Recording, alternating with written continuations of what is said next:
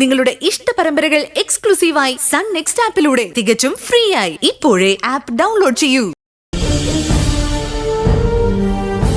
Meeting നമുക്ക് അന്നത്തേക്ക് plan ചെയ്യാം. Okay. നീ വന്നോ? അച്ഛൻ ഇവിടെ നടക്കുന്നൊന്നും അറിയുന്നില്ലേ? എന്താടാ? അമ്മയുടെ പുന്നാര ഏട്ടൻ ആരെ ഇവിടെ വിളിച്ചോണ്ട് വന്നേന്നറിയോ? ആരെ? ആ അനിരുദ്ധനെ. അനിരുദ്ധനെ? അവൻ അത്രക്കായോ?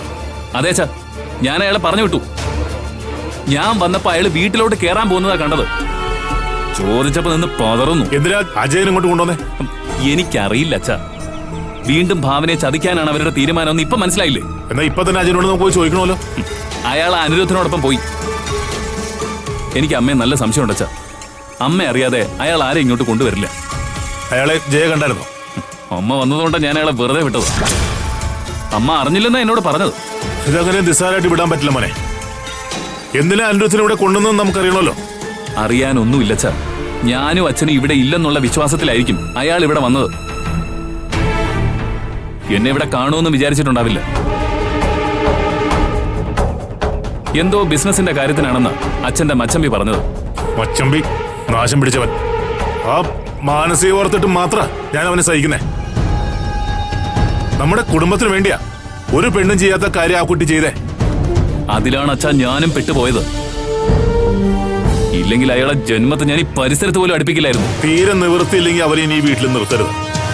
അവരിവിടെ ഉള്ളപ്പോ ഭാവന ഇങ്ങോട്ട് കൊണ്ടുവരാൻ പറ്റില്ല. ഇനിയിപ്പോ നിന്റെ അമ്മയ്ക്ക് ഇതിലെന്തെങ്കിലും പങ്കിടുന്നോ എനിക്ക് സംശയം. എനിക്കും അമ്മയെ തന്നെ അച്ഛാ സംശയം. അമ്മയുടെ ഏട്ടൻ ഒരു ബിസിനസിന്റെ കാര്യം പറഞ്ഞു. ഇനി അമ്മയുമായിട്ട് ചേർന്ന് എന്തെങ്കിലും ബിസിനസ് ആണോ എന്ന് ആർക്കറിയാം. അങ്ങനൊരു മണ്ണത്തരത്തിന് അവള് തയ്യാറാവില്ല. എന്തായാലും ഇതെങ്ങനെ വിടാൻ പറ്റില്ല. ഇപ്പൊ തന്നെ ജയോട് ചോദിച്ചിട്ടുള്ള കാര്യം. നീ വാ.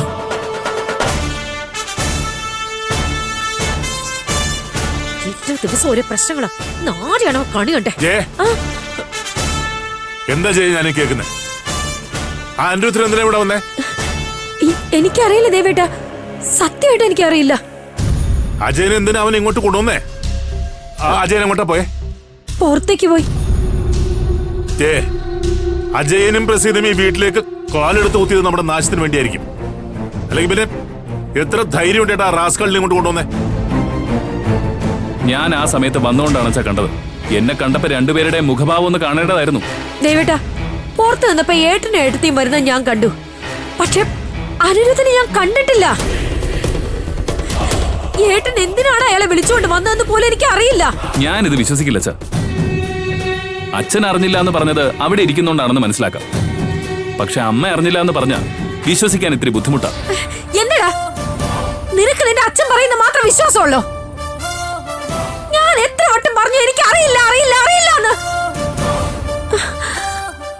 അതെങ്ങനെ? ഞാൻ നോക്കുമ്പോ നീ ഹാളിൽ നിന്ന് ഫോൺ ചെയ്യണ്ടായിരുന്നല്ലോ. എന്നിട്ടും മുൻവശത്തുള്ള അനിരുദ്ധനെ നീ കണ്ടില്ല?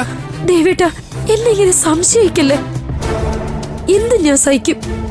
ഞാൻ അറിയാത്ത കാര്യം പറഞ്ഞ സഹിക്കില്ല. എന്താടാ നിനക്കിപ്പോ ഈ അമ്മയെ തീരെ വിശ്വാസം ഇല്ലാണ്ടായല്ലേ? ഓരോന്നും കാണുമ്പോ പലതും തോന്നിപ്പോവണമ്മേ. ഒരനുഭവം അല്ലല്ലോ എനിക്കും ഭാവനയ്ക്കും ഉള്ളത്. അമ്മയ്ക്ക് ഭാവനയോട് വേർതിരിവ് തോന്നി തുടങ്ങിയിട്ടുണ്ട് സാർ. അത് എന്തുകൊണ്ടാണെന്ന് മാത്രം ഇപ്പോഴും എനിക്ക് മനസ്സിലാവുന്നില്ല. കേട്ടോ, അവന്റെ മനസ്സിലുള്ളത് പറഞ്ഞത് കേട്ടോ. ഇന്നുവരെ നിന്നോട് ഇങ്ങനെയൊന്നും സൂര്യ പറഞ്ഞിട്ടില്ലല്ലോ. കൊള്ളാം മോനെ, നീ ഇങ്ങനെ തന്നെ പറയണം. ഞാൻ ഹോസ്പിറ്റലിൽ വെച്ച് ഭാവന ഇങ്ങോട്ട് വരാൻ വിളിച്ചതാ. അപ്പൊ ഗായത്രിയെ ഇങ്ങോട്ട് അയക്കില്ല എന്ന് പറഞ്ഞത്. എന്നിട്ടിപ്പോ ഞാൻ അവളോട് വേർതിരിവ് കാണിച്ചെന്നല്ലേ? നിനക്ക് എന്തെങ്കിലും അസുഖം വരുന്ന സമയത്ത് മാത്രം നീ ഭാവനയോട് അല്പമെങ്കിലും സ്നേഹം കാണിച്ചിട്ടുള്ളൂ. അതൊക്കെ നിന്റെ വെറും അഭിനയമാണെന്ന് എനിക്ക് പലപ്പോഴും തോന്നിയിട്ടുണ്ട്. എന്താ സൂര്യ? എനിക്ക് തലകറങ്ങുന്നു.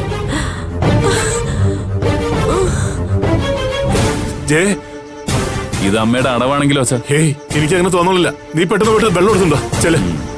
ജേ ജേ ജേ ജേ യോ മോനേടാ. ജേ ജേ സൂര്യ വേഗം വാ. ജേ ജേ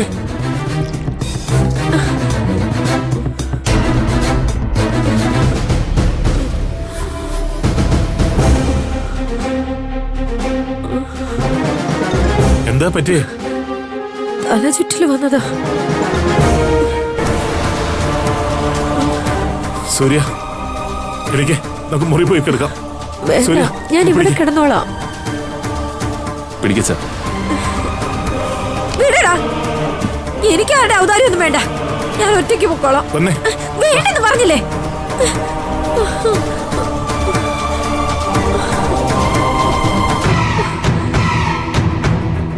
അമ്മയല്ലേ ആള്, വിശ്വസിക്കാൻ പറ്റില്ല. കുറച്ച് കേട്ടറാ. എന്തായാലും ഞാൻ അവളെ വെറുതെ വിടാനൊന്നും പോകുന്നില്ല. നീ വിഷമിക്കാതെ. ഇന്ന് തന്നെ ഞാൻ ഇതിനൊരു തീരുമാനം ഉണ്ടായിക്കോളാം. എനിക്ക് മാനസിയോടൊന്ന് സംസാരിക്കണം. അവള് വിചാരിച്ച മാത്രമേ അജയനെയും പ്രസീത് ഇവിടുന്ന് പറഞ്ഞു വിടാൻ പറ്റൂ. അവൾ അവരോട് പറയില്ല സർ. എത്രയായാലും സ്വന്തം അച്ഛനും അമ്മയല്ലേ. നോക്കാലോ.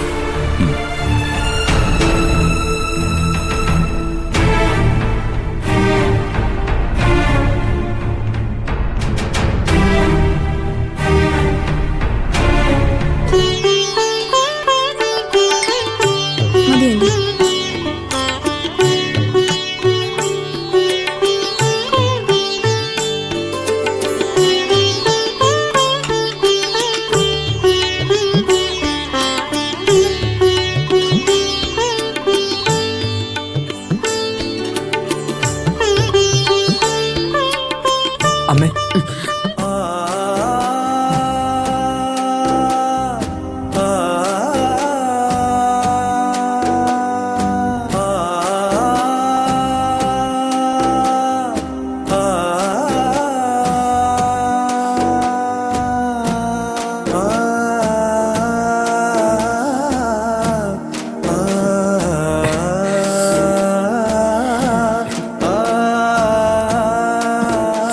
എന്നോട് പിണങ്ങുമല്ലേ ഇടയ്ക്കിടയ്ക്ക്?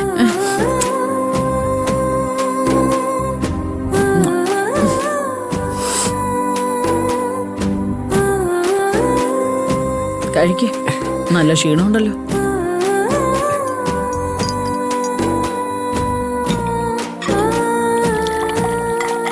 ഭാമി അഭിയും പറഞ്ഞ കാര്യം നീ എന്ത് തീരുമാനിച്ചു? ഞങ്ങൾ ഓക്കെ ചേച്ചി. എന്തുകൊണ്ടും അതാ നല്ലത്. നിനക്ക് ആ വീട് മാറേണ്ട കാര്യമില്ലായിരുന്നല്ലോ. ഇനി അതുപോലൊരു വീട് കിട്ടണ്ടേ? നല്ല വീടൊക്കെ കിട്ടും ചെയ്തോടാം, പക്ഷെ അല്പം വെയിറ്റ് ചെയ്യണം. അത് മതി. അതുവരെ നിങ്ങൾക്ക് ഇവിടെ താമസിക്കാലോ. അച്ഛന് ഞങ്ങൾ മാറുന്നതിനോട് വലിയ താല്പര്യമൊന്നുമില്ല, പിന്നെ സമ്മതിച്ചെന്നേ ഉള്ളൂ. അങ്കിൾ ഒറ്റപ്പെട്ടു പോകുന്നുള്ള ചിന്തയായിരിക്കും. പകല് മിക്കവാറും അച്ഛൻ ഞങ്ങളോട് തന്നെ ഉണ്ടാവും. അതൊരു കണക്കിന് നല്ലതാ. ഭാമയുടെ മോളെ കളിപ്പിച്ചിരുന്ന സമയം പോവും ചെയ്യുമല്ലോ. അമ്മ ഇനി ഒറ്റയ്ക്ക് താമസിച്ചാലേ പഠിക്കൂ. എന്തിനാ വെറുതെ അമ്മയെ ശത്രുവാക്കി മാറ്റുന്നേ? ഇതിപ്പോ ജയനിർമ്മല ആന്റിയുടെ മറ്റൊരു ക്യാരക്ടറാ അഭിയേട്ടൻ അമ്മ. ഈ ബാനു പറയുന്ന കുറെയൊക്കെ കറക്റ്റ്. രണ്ടുപേർക്കും അവരുടേതായിട്ടുള്ള തീരുമാനങ്ങളാ വലുത്.